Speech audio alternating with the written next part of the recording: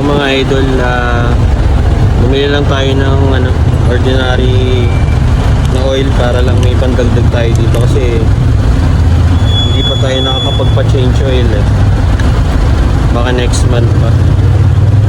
Dagdagan lang natin para at least kahit pa paano hindi tayo matuyuan ng langis.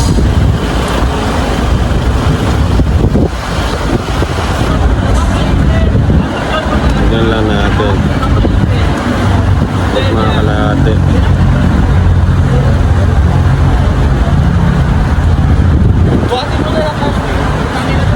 Prevention is better than cure lang natin to.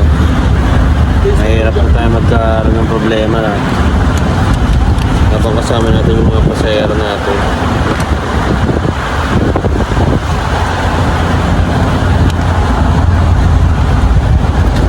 Ayun, okay na. Ride safe mga idol.